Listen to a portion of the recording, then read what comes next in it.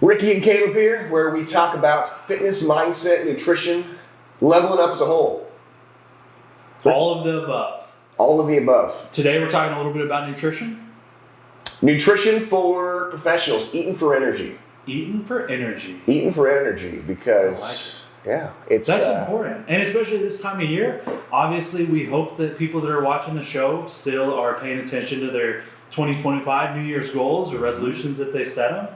And we're right in that pivotal time. So first podcast of the year. It is the first podcast of the year. And if you're watching on video, we are in a little bit different setting. We're in the home gym. Had to run home to get some mirrors installed. So we figured might as well knock it out while we're here. Mm-hmm. We'll have to get this into a short, give a tour of this, throw it up on the podcast. Might need to throw it up on the podcast. Yeah. But I think that nutrition is usually a topic when people talk about it. You get there? Got enough distance from your pole? I already scuffed up my newly painted pole. As you can see, you might not be able to pick that up on camera, but I'm going to try to pay more attention to where my chair's at here. We got some repaint to do. It's all right. That's okay. That's what you got your sprayer for. That's what it's for. But nutrition for energy. Most people, right, when you think nutrition, it's January 1st, we're talking about typically fat loss, right? But most people skip over the fact that your energy is going to be directly related to your diet, your nutrition. And so a lot of times for people to focus doesn't necessarily need to be just on fat loss. Like, you need to be eating for energy, especially for the people we're talking to on this podcast. Yeah, a lot of people kind of forget that food is fuel, right? And it's going to be that energy that takes you through your day. It's not just about what you look like. You're not just dieting to lose fat or gain muscle. You're also fueling your performance. Yeah. And that ties into, we've talked about this before, the triangle of awareness. We're talking to people. We've got those aspects of fueling for performance, fueling for aesthetics. You can accomplish both those when you're first starting out, right? When you first started lifting, training hard, I'm sure you improved pretty much everything across the board, probably health-wise, performance-wise, with sport in the weight room and body composition. But as you get deeper into it, the more extreme your goals are, the other two might start to suffer, and it's based on what your individual goals are. So if you've got a super busy schedule, pretty stressed out, you got a lot of stuff going on in life, you might not be in a position where a fat loss phase is appropriate for you at that time, and the bigger priority might be actually fueling to have the bandwidth for your job, for your family, and the capacity to do that for how you're showing up for those things day to day versus just the fat loss goal. Yeah, because if you're in a heavy deficit and you're trying to lose as much fat as possible, you're not going to be at 100% mental capacity at your job. Mm-hmm. Like, you can fight through it and you can be close, but you're just not going to be there when you're in that tail end of a dieting phase. No. And I made a post about this the other day. A lot of people that come to me and Game Time Nutrition, especially when they're looking for a fat loss phase, I'd say it's probably 50-50 people that are ready for that, and then there's half the population that's not ready for that. They might be ready and needing to lose fat, but what we're looking at is, what does their life look like? If your professional or personal life is buried to the ground, we obviously know what creates fat loss, right? Calorie deficit, sustaining that for a certain amount of time.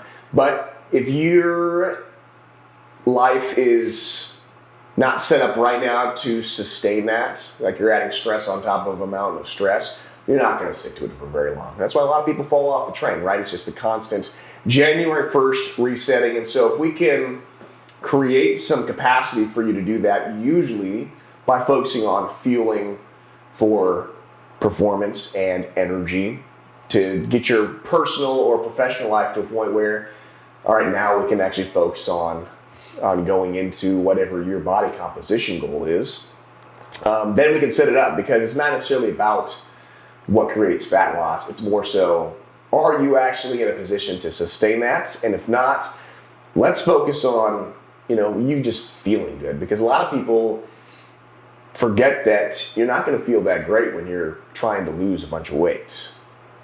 And why is that? Calorie deficit is not something your body prefers. Survival is the main purpose of your body. Having a lot of muscle mass is an expensive process. Losing a bunch of body fat is an expensive process. At the end of the day, your body's built for survival, so it's going to fight you every step of the way along that process. How is it going to fight you? It's going to fight you from the standpoint of hunger signals.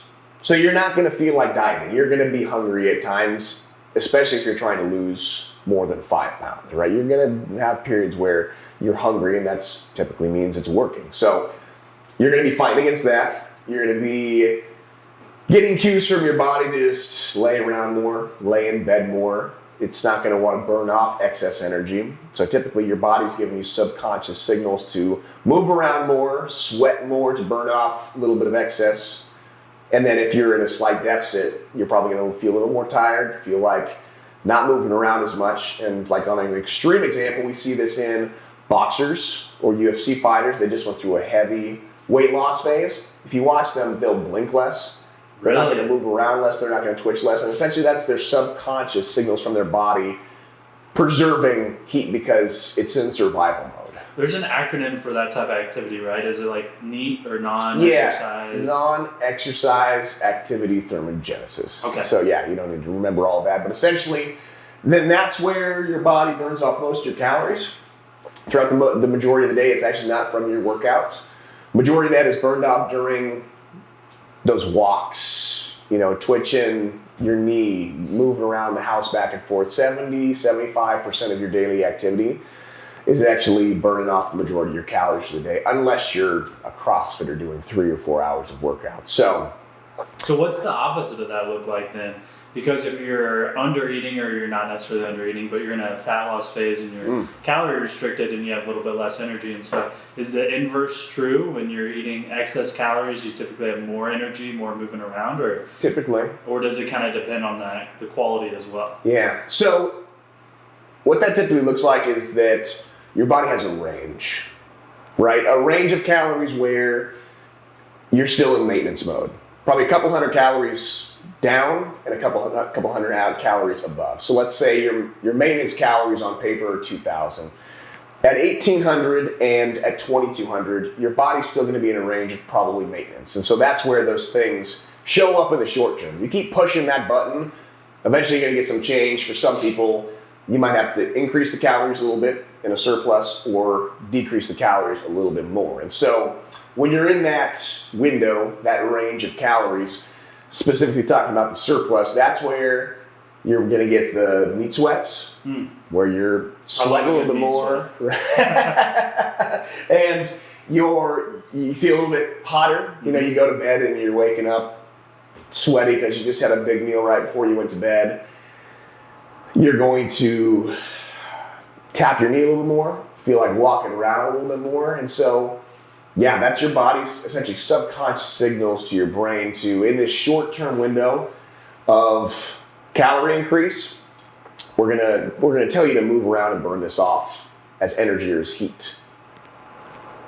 So if we're looking to, I'm a young professional that's looking at energy throughout the day, what's a good breakfast look like? Because intermittent fasting is really big right now. It's popular. A lot of people are saying to kind of skip breakfast and just feeling a little bit more mental clarity. Yeah. I haven't experimented with that a ton. It seems like I feel a little bit better if I have somewhat of a breakfast. Yep. What's your take on that? So my take on intermittent fasting, I think if you are not an athlete, you've got a window where that could be fit into your life, right? Because we're not focusing just on physical output. You might be working out during the day, but for some people, mentality-wise and cognition-wise, it might work better pushing your mealtime back a little bit so you can work out that first chunk of your day. What most people, though, are looking at it and what they feel is they might feel a little bit sluggish if they're having a bunch of carbohydrates for breakfast, right? And so I think that if you've got body composition goals and you're working out or training really hard, unless you need to lose a lot of weight, and that is a goal, skipping meals in the morning isn't something I always recommend. Reason being, it's really hard to get your protein intake in for the day. it's kind of defeating the purpose of what real energy looks like, right? Because we're bringing it back.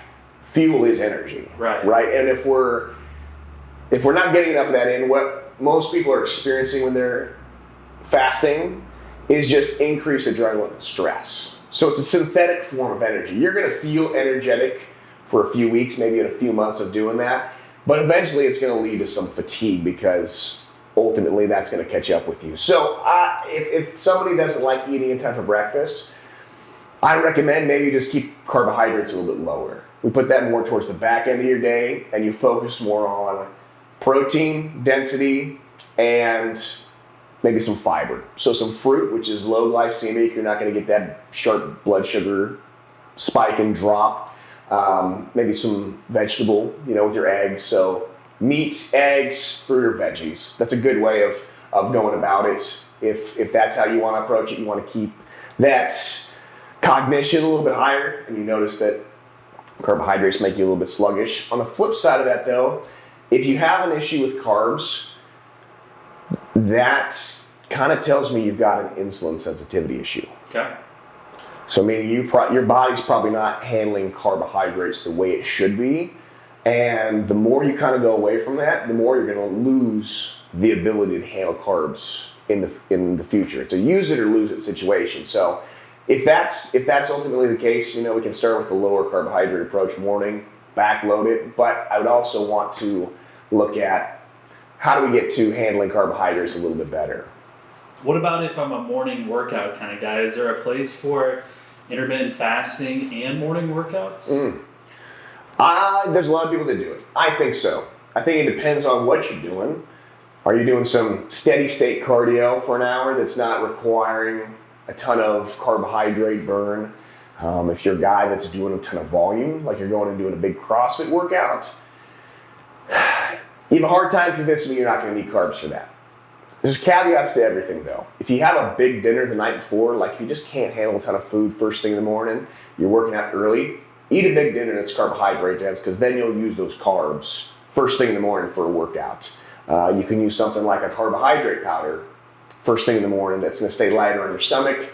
You can use rice cakes and fruits, some simple things that'll sit easy on your stomach. But typically, if you are doing a high intensity, high volume lifting session of any kind, I suggest fueling up for that. And I think you're going to feel better throughout the rest of the day, because if you go beat yourself up and you don't eat anything for 5 hours around that time period, you're probably going to start feeling some midday crash. So if you're training really hard in the morning, I'd suggest having some heavier density breakfasts. And I haven't really seen many protocols because it just doesn't seem like it would make as much sense or be as convenient. But do people really intermittent fast like the reverse of the traditional, it's like skipping dinner instead of skipping breakfast? Does that have the same benefits, or socially it doesn't seem like that'd be nearly as sustainable? No.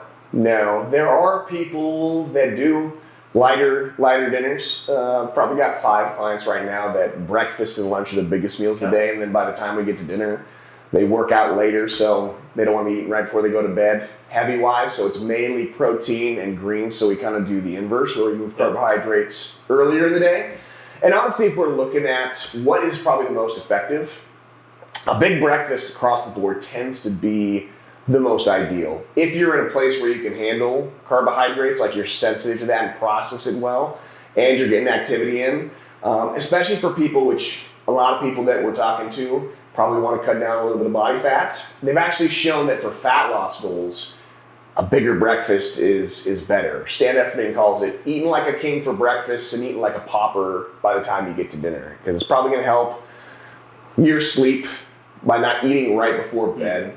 But again, it's really individual preference, and the big rock at the end of the day is, are you hitting your macros? Do you feel good? Are you hitting your protein goals? And we can weave around ways to do that. That's individual for every person. But at the end of the day, when we're coming back to this topic of like energy,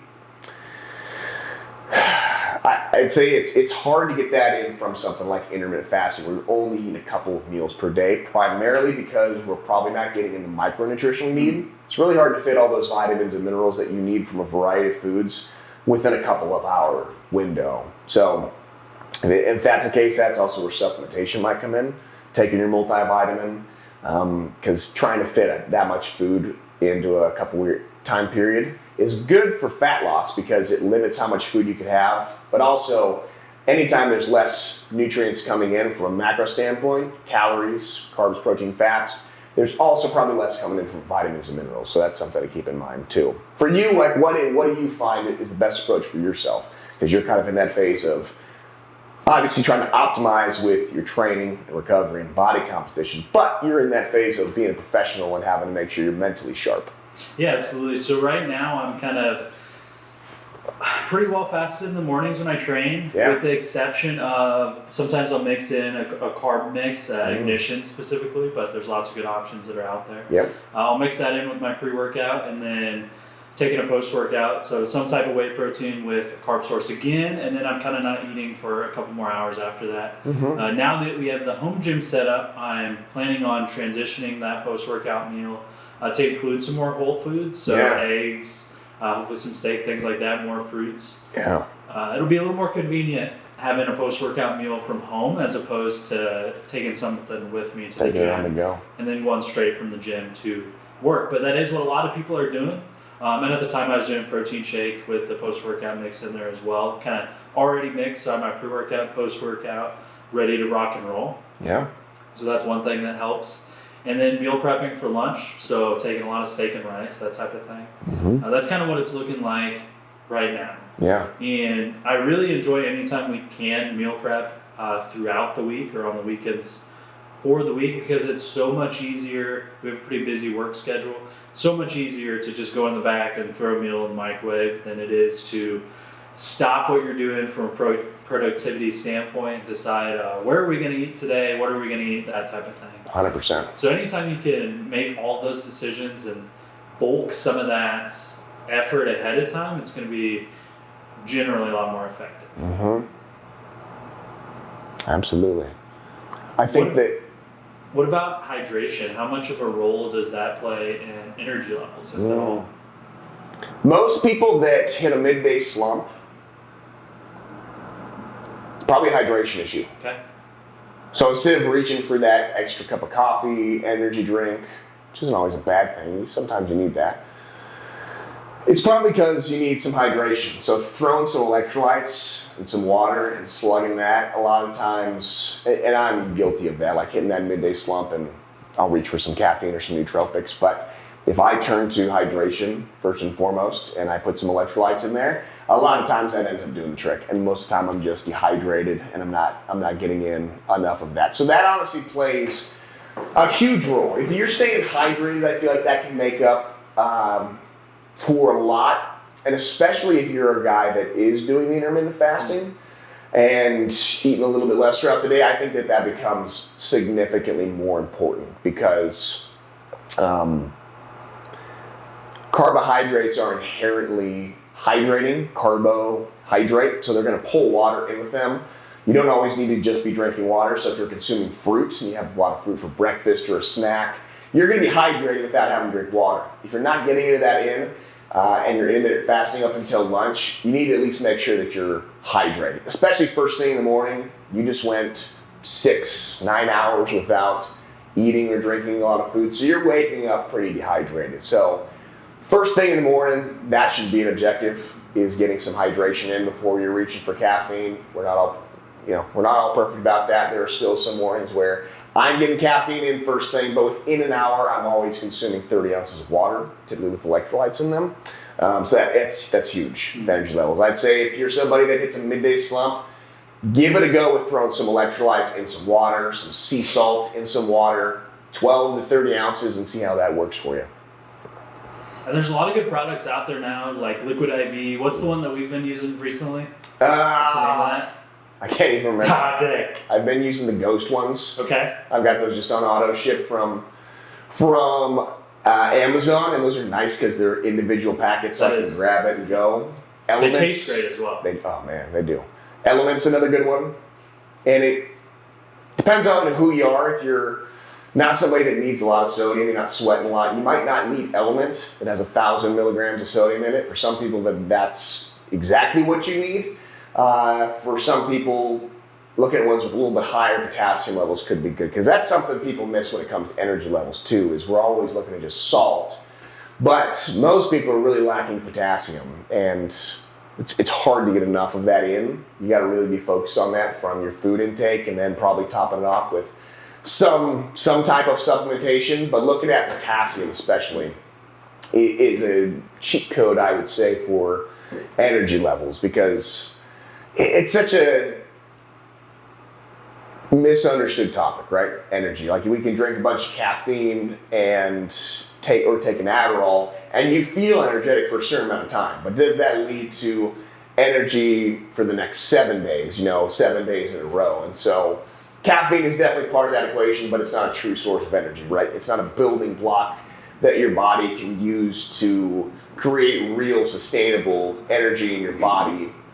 Yeah, it's a crutch or a Band-Aid. It's you're going to feel a little bit better right now, but at the cost of what? Yeah, and I'd say it's more of like an amplifier if you're doing it right. Mm-hmm. If you're sticking to getting it in before 2 p.m., noon for some people, so where it's out of your bloodstream by the time you're going to bed, but really food, hydration, sleep is what's going to give you real energy. Everything else is kind of an amplifier, because we do lead unnaturally busy and stressful lives. So I don't want to say that caffeine's a necessity, but because we ask so much more of a demand on our brains and bodies, it's kind of become a necessity for most of the Western population. It is, yeah. That's kind of interesting whenever it comes up, the differences between how we live now and how we lived a couple hundred years ago even. And our brains are doing a lot more than they were a couple hundred years ago. I mean, people talk about the introduction of AI and how that's kind of, some people are using less brain power, so to speak, and like calculators, we don't have to do long form math, but in general, we're using our brains a whole heck of a lot more than we were 200 years ago. And just the constant exposure to stress, like we've talked about. Yeah. And what most people don't think about is how much energy your brain uses up. You need 130 grams of carbohydrates just for your brain to run optimally during a given day. That's just your brain. We're not talking about muscle tissue and everything else. You can get a roundabout way if you're using like ketones, like you're on a low carbohydrate diet. That's what your brain's going to use. But from a general standpoint, your brain itself is going to burn through over 100 grams of carbs in a given day. And an example of how extreme it can be based on how stressful and how busy your life is a chess player. A chess player burns through about 4,000 calories, like a professional chess player burns through about 4,000 calories during... 4,000? Yes. Wow.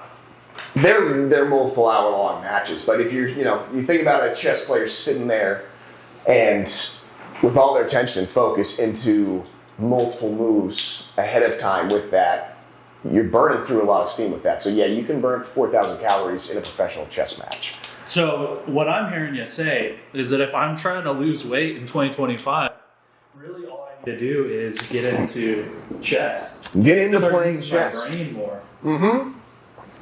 Yeah. That's a lot of calories. It is. And when we have that conversation, shifting back to like energy with your diet as a professional and as an executive, and how finite like our battery life is on a day-to-day. Because if we're sitting burning a couple hundred calories from swiping on TikTok or Instagram or Facebook, like you're using up energy resources with that. You're burning through probably carbohydrate stores when you're doing that. It's not always a bad thing, but also knowing that the more time that we're wasting on that, we're probably taking some productivity away from other aspects of things that could be more productive. Yeah, especially if you're doing it early in the day, right? Where you're just pushing your energy down the line. Like if you're gonna, still not good to end the day like that, but if you've at least accomplished all the things you need to accomplish for the day, and then you're doing some swipes, maybe it's not as bad. No.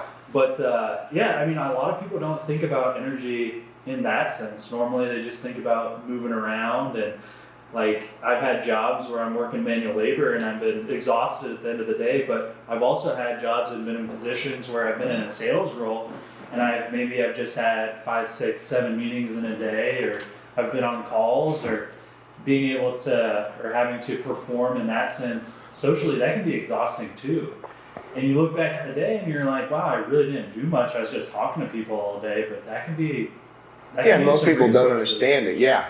I was talking actually with a new client yesterday, and she was talking about like, yeah, we get pretty exhausted, but it's not like we're out digging ditches and stuff. And I brought that up of like, but you're sitting in front of a computer screen using your brain all day. So yeah, while it might not on the surface look like as much of a energy burn from a physical standpoint, the mental capacity side of things, we were probably burning through that twice as fast due to technology, computers being attached to our phone screens all day. So that really plays into it. And that's also where living an unnatural lifestyle from a stimulus standpoint is going to require more. On the flip side of that, when we're talking about being able to have the energy to do those things, right? So that's where you probably need to be supplementing with more vitamins and minerals. Like that equation comes into play because, if we're burning through more of that, burning through more resources, you probably need to be adding some of those in. It would be awesome if you were getting all that in from your food. It's really hard for 90% of people to get 100% of everything you need just from food. And so that's where, putting a multivitamin, putting some magnesium, some strategic things in place is going to help you fuel for performance, because at the end of the day, fueling for performance probably looks like eating more or adding more things in to help meet that demand. It's probably not eating less, which a lot of people, going back to that culture right now of intermittent fasting, is always just limiting food, taking that away, and relying on something else. And eventually I just see that usually coming to a head. It might be after a couple weeks. For some people, it's after 6 months, and they just hit this burnout stage and they don't know why. And maybe they're still able to function, but they're leaving productivity on the table, or well-being in general. Like, exactly. Maybe you're getting all the things you need done in the day, and you're checking all the boxes and getting your workouts in, but you just kind of feel crappy. Yep. Yeah, and I'd say that in an optimal world, in a place where it would be the best case scenario, fueling more often is probably going to be more helpful for people from the standpoint of maintaining stable blood sugar levels, eating 3 meals a day with 1 snack or 2 snacks. You can take breaks if you want to go through those periods of giving your digestion a break, and maybe taking a 24, 48 hour fast every month or so, every couple of months, maybe quarterly, if you want to look at that. But at the end of the day, the calorie restriction, probably just going into phases where you restrict calories more and not doing fasting, is probably also going to give you just as many of those benefits as fasting will do. So, eating more frequently is probably the better strategy, and kind of goes against the trend of what we're in today of don't eat, fast, drink a bunch of caffeine, and that's the key to energy. When just on paper, fueling more is going to give you more energy from that standpoint. You don't get bigger or get stronger by eating any less. So you got to fuel the body and fuel the brain when it comes to lifting and having the energy to go out and do that. When we talk about mental output, it's the same story. Yeah, you got to give your body the building blocks it needs to also just make that adaptations that you want it to. Yep. Like most of us are kicking ass in the gym, and if you're not setting yourself up for success with nutrition, then you're kind of just not wasting your time, but you're at least leaving results on the table, which isn't any fun. No. So have you done any fasting? I just intermittent, but have, maybe 24, 72 hours? Yeah, I don't do as many longer fasts now. There are time periods during the year where I will push my eating window to 11 a.m., noon. So there's been time periods, typically during the summer, when I'm in more of a deficit phase, where I'm trying to push little more fat loss. I tend to periodize my own nutrition where certain points of the year I'm at maintenance, certain points of the year I'm going into a surplus, certain points of the year I'm going into more of a deficit. So those time points during the summer, and usually it's not a true fast. Usually I'll get a protein shake in first thing, but like that's it. It's more of calorie restriction versus I'm not eating anything. I don't really care so much about that aspect of you can't have anything because it's gonna, create digestion aspects where your body has to process and break it down. More so, I'm just limiting food for the first part of the day. So yeah, I will do that, but it's not an all year type of thing, and that's where I think you should be looking at certain aspects of. They're all tools in the toolbox, whatever it is, cardio, intermittent fasting, getting 6 meals in per day, but it should be something you should phase in and out throughout the course of the year versus doing that 365. Yeah. What about you? Yeah, I would say if you're in a dieting phase, it's definitely, or in a fat loss phase rather, it definitely makes it easier taking less calories for breakfast. Yeah. Because if you're doing a 700-800 calorie breakfast, that's a big chunk that you could be saving for later. So I've definitely enjoyed doing that in the past. Yeah. And that's more so from a convenience standpoint for me. Again, there's some people that like that and it works great. But actually, for most of the people that I'm working with from a fat loss standpoint, we're actually putting in more frequent feedings, high amounts of food, and just lower calories, which tends to help them stick. So versus just limiting that food, and by the time they get to that window, they're just starving. Yeah. If we just put in breakfast and we're using high fiber foods, I'm not gonna say most people are eating rice cauliflower, but like blueberries, right? You can eat a pint of blueberries and it's like 60 calories.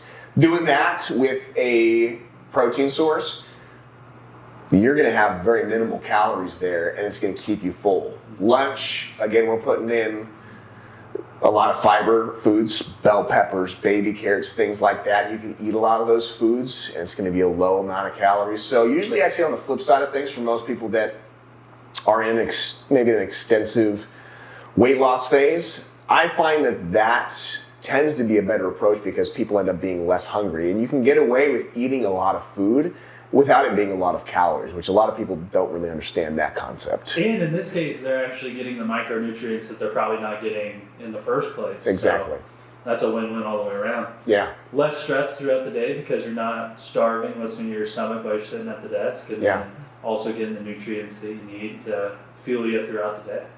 Yep. My biggest issue, honestly, comes from not fueling enough during the day. I'll get busy, I'll forget about it. So I have to set alarms typically to eat and get my meals in every 3 hours because when I do that, I just feel better.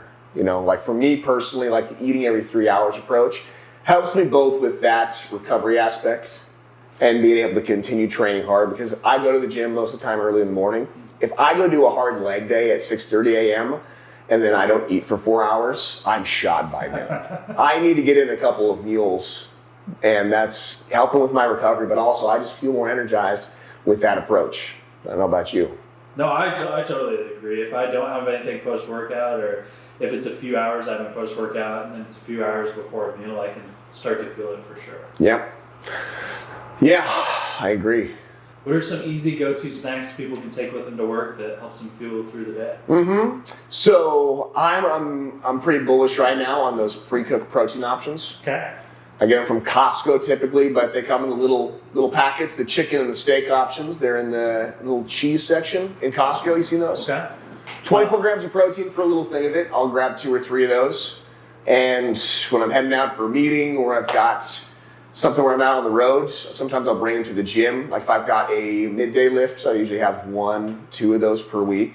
I'll throw some of those chicken steak packets in my bag. As soon as I get out of the gym, I'm eating that on my drive back to wherever I'm going. So I can get in a quick 50 grams of protein doing that. And that's about as simple as it gets. That's about as simple as it gets, yeah, because you don't have to worry about prep time. On the drive here, I had 2 protein bars and a coconut water to hit that protein goal coming on the way there. So I think that pre-cooked, pre-packaged options, if you're a purist that likes doing all their meal prep, so be it. I'm in a phase where I usually will have some convenient options for when I need to grab and go, but also, like I've got steaks in the fridge right now that I'll make up for dinner. But like during the main part of the day, when I need grab and go options, that's typically what I'm reaching for. So prepackaged protein options, I think that's where those Fairlife shakes or those prepackaged protein drinks can be really handy, even though taking a scoop of protein and putting it in a shaker cup isn't that much time and not that much difficulty. Sometimes for people being able to grab a prepackaged protein option, a bottle, can be a life changer. So doing that. Not only is it quicker to just grab it out of the fridge, then you don't have to worry about what you're going to do with your protein shaker throughout the day. You just throw it away. No chance of leaving it in the car so it smells terrible. Just throw the bottle away. Throw it away. Steamer bags of potatoes and sweet potatoes. So yeah, you can get regular ones and boil them, but if you just need to microwave something, grab a steamer bag of those potatoes that you can throw in, cook up 5-6 sweet potatoes or regular potatoes, and then you're good to go. Mashed sweet potatoes or mashed regular potatoes, if you want something where, again, you can really just rip off the lid, eat it cold or microwave it, and you don't really have to worry about that prep time. It's already prepped. That's an option. Fruits and vegetables. A lot of times you don't want to have to cut them all up and put them in. Get those freaking packs of veggie trays or fruit trays that you can take and grab and go and just have them where you're at. Beef jerky, that's also what I have on the way here. A couple protein bars and some beef jerky. Have that. Take it when you go. This shouldn't be making up the majority of your protein, but that can help you hit your protein goals, like hit that extra 10, 20, 30%. At least for your snack. Like not necessarily using that as a meal all the time, but a little supplemental protein in there. Yeah. And I like having the ceiling and having the floor. Okay. With goals. So the ceiling and the floor. Ceiling, best case scenario, those days where you're at home, maybe it's the weekend or a Friday when you can maybe prep all your meals and get it done. You already have the meal prep ready. Yes. Most ideal situation would be the ceiling. You can set that ceiling goal for whatever it is. Fitness, 90 minutes at the gym. You're doing your warm-up, you're doing your cardio, you're getting it all in. But then having the floor level goal of days when you're out and about on the go. Maybe it's a pound of prepackaged protein throughout the course of the day. So you're getting in 16 ounces of chicken, steak from those things, which is going to equal 100 grams. And then you're doing 2 protein shakes or 2 Fairlife shakes. Like that's your base level goal that's still moving you towards the top of the mountain. But some days we're sprinting up the mountain and some days you're just crawling. But at the end of the day, you're still making progress. Some days you're just trying not to fall back. Yeah. And I think that's a big thing for people because when we set goals, even if we do it right and we start with end goal, break it all the way down into those daily process goals that are super simple, most of the time we're putting in place best case scenario, right? Best case scenario for that process daily goal. Eventually life's going to happen and it's not going to be perfect. It's not going to go to plan. You're going to have a flat tire. You're going to have unexpected work obligations. And so if you break it down even further from that, if like best case scenario for that daily process goal, but also worst case. You can also, do that for your morning routine. Some days you wake up, you do the cold plunge, you do your meditation, whatever it is, for an hour, get in the sauna. But then the base level is you can bust out 50 push-ups in 2 minutes. You at least got to do this. And that helps you avoid the all or nothing approach, which most people fall into when it comes to their diet. So if you can set the most ideal, you're doing your meal prep, you're doing all of that, but the base level is maybe, I've got a couple pre-made meal prep meals in my freezer, and I can still grab that and go, still pretty decent macros, and I've got that worst case scenario covered. I've got some protein bars, some protein shakes that are a fallback and a safety net. But it's much better than that worst case scenario being driving through the drive-thru on your way to wherever you're going. Exactly. Yeah. Exactly. So preparing for the best case, preparing for the worst case. And it might not seem like you crushed it on those days, but if you stack that up over the course of a year, which most people aren't doing, man, you're going to be so much further ahead when it comes to that. Yeah, sometimes it's, I feel like sometimes it's about not taking the big steps backward, more so than just absolutely killing it every day. 100%. If you can minimize the steps that you're taking backwards and then set yourself up for success by having some of those prepackaged options ready for the days that do go crazy, because your schedule is never going to go exactly how you have it planned. So if, like you were saying, you're prepared for those scenarios, you're going to be a lot better off. And I want to kind of put this into a framework to kind of wrap everything up and put it in there. I'd say for most people, for hitting your protein goal, for that top end goal, 3 to 4 protein servings per day can usually help with that. So get your 3 meals in, get your snack in, and that's sometimes where, like, for intermittent fasting, it doesn't always fit to hit like 200 plus grams of protein. It's really hard to do that in a short window. So I would say for people fueling for energy, you're probably not eating enough right now, so break your meals up into 3 plus. I'd say 4 would be a great place to start. Some people need 5, where you got 3 meals, 2 snacks. Focus on your hydration. Probably need to look into some type of electrolyte supplement or use something like coconut water. Focus on your hydration. That's going to play a big role in energy levels. If you can fit caffeine in and you're tolerant to it, I'd say it's probably smart to. It's going to help with physical and mental performance. Try to just cap it off by mid-afternoon so that you're not getting the bad effects on your sleep. You can also look into supplementation for those things. So I think that bare bones stuff for supplementation, you should probably have a multi in. If it's not every day, those days where you're maybe on the go and your diet's not as great, a multi will help keep your head above water for getting those nutrients in. So you should probably have a multi somewhere, if it's a couple times per week or 7 days per week. B vitamins play a huge role in your energy. So if you feel like you're lacking energy, everything else is dialed in, add in some extra B vitamins. Your body's just going to get rid of them if you've got too much, so it doesn't hurt adding in a good B complex. We can get down the rabbit hole of other nootropics and supplements another time for that, but those can also play a role in some of your natural energy levels.